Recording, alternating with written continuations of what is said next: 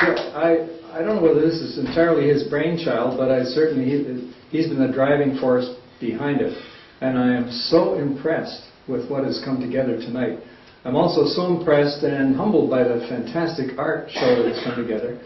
And also impressed by the Hiram Blauvelt Museum, which I'm embarrassed to say, although we've been hearing about it for years and years and years, this is the first time we've been here. It was just a few hours ago tonight. But it is just the most gorgeous piece of architecture and a brilliant idea to have a venue like this for our field. And I want to thank, everything's been a lot of people have been thanked, but I would like to thank Mary Jane Singer, particularly again, for welcoming us all and putting this wonderful evening together and in conjunction with Jeff. And WCS, there's AFCs and WCSs and so on. I always used to call WCS the New York Zoological Society, and I guess it's just reincarnated. And all the great work that George Schaller and others have done through the years in putting wildlife before the public's consciousness.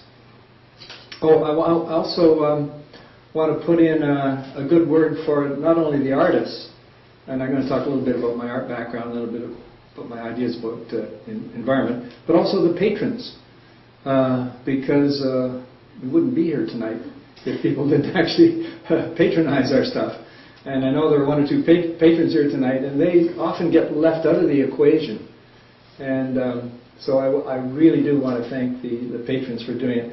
I shouldn't single out anyone in particular, but the Marissas actually loaned the leopard.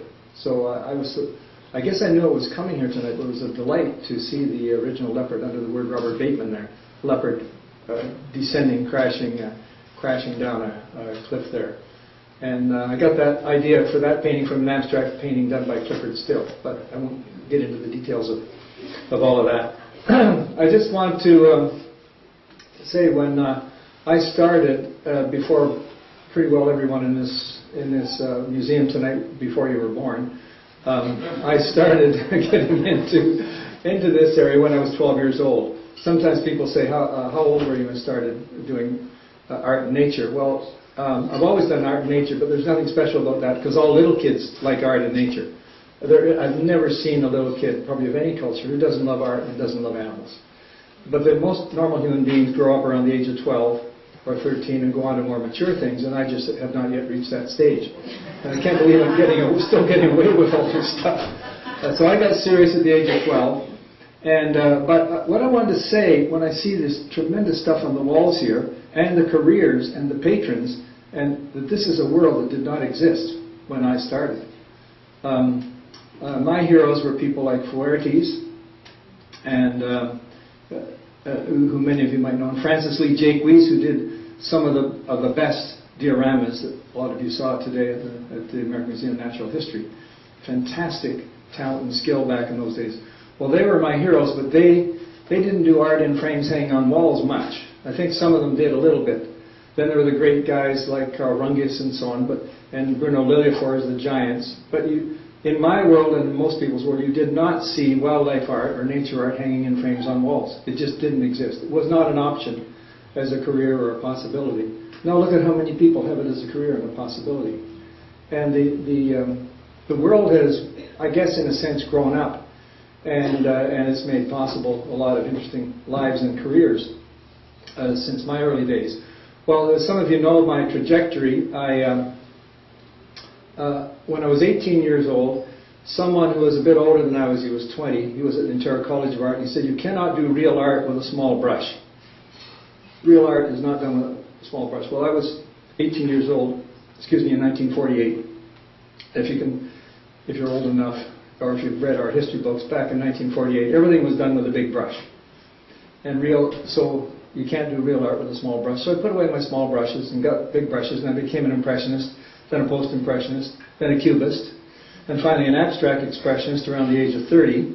But I was still painting nature out in the wilds. And my heroes were abstract expressionists like Clifford Still, I just mentioned, and Franz Klein, and Mark Rothko, and all these guys you can go and see at MoMA. And they were my heroes, and they still are my heroes, and they've actually influenced my work. And then I had my road to Damascus, if you know your Bible. Is Sarah here tonight? No, she's busy getting ready for a debate. If you know your Bible, the road to Damascus was when I kind of fell off my abstract horse and saw an Andrew Wyeth show.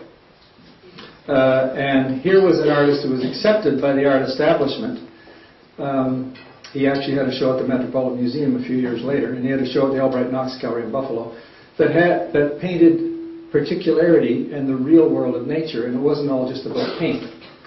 And so it took me 2 or 3 years to get out of my abstract snobbery, and by the age of my early 30s, I was doing the kind of work that I have now. And to me, it's the only style that really suits nature. Because what nature is all about is particularity and really looking at things and identifying things. And so when I go around ranting, which I do quite a bit these days, or I shouldn't put those words on it, but talking about the world and what's going on in the world, I think there are 2 things that I focus on, and then I think the whole world should be focused on. And one is, we can have a beautiful future for the planet. We just have to do 2 things. Number 1, we have to pay attention. And number 2, we have to pay for it. So that's my topic for tonight. So first of all, the paying attention thing is what we're all doing here tonight. That's part of it, is paying attention. Because look at all the attention that's been paid by the artists, the attention that's been paid by the patrons, and by the museums. In fact, this whole world has opened up now, where people are now paying attention to nature, which they didn't do back in the old days. Of course, when I started out, there wasn't any television. There was no Wonderful World of Disney or Marilyn Perkins' Wild Kingdom. And I have a little thesis. My degree is in geography, by the way, so I'm interested in demographics. But a lot of the patrons of this day and some of the environmental activists and so on were rugrats on Sunday evenings, sitting in front of the TV set, watching Marilyn Perkins' Wild Kingdom and Walt Disney's, Wonderful World of Disney, and seeing how wonderful nature was, and they got imprinted with it. And now they're doctors and lawyers and whatever, and businessmen and teachers, etc. And they also became a market to hang stuff on the walls. That's one of the theses of how this has sort of grown. And it's been a wonderful thing that it has grown. There's one of my paintings, some of you might be familiar with my work. You probably aren't familiar with this one because they'll never make a print out of it. A lot of things I've done they'll never make a print out of because there's no market for it. It's kind of a goofy looking ostrich. It's sitting on a nest. I think it's a 5-foot square painting. And the ostrich, it's a male ostrich because they take their turn. And it's a big black blob. That's the body sitting on the nest. And then this absolute straight neck sticking out, pink neck. And this is an ostrich in Israel, by the way. Israel is one of the most progressive countries in the world for nature protection. You may not know that. It's just a little thing I'm tossing in.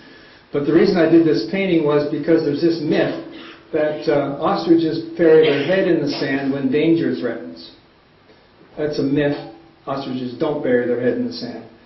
They lower their head and into a horizontal position because of a hyena or a lion or something that's coming along. They don't want to be sticking up like a sore thumb. But they keep their eyes wide open. However, too many people in our society are burying their head in the sand and they don't want to hear. There seems to be quite an atmosphere out there, I'm not talking about anybody in this room, where we don't want to hear any of the bad news, any of the things that are going on and the direction that we're going. And it's almost like there's a conspiracy. There was a chap, I think it was Neil Postman, who wrote a book called Amusing Ourselves to Death.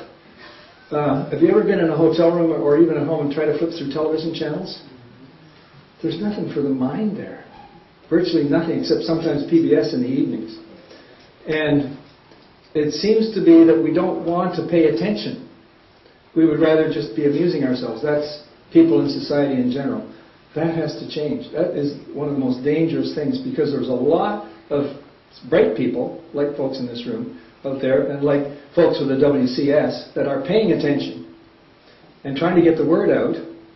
And people seem to be, oh yeah, I have to watch... I don't even know the names of any of the... What are these... Pardon? Yeah, whatever.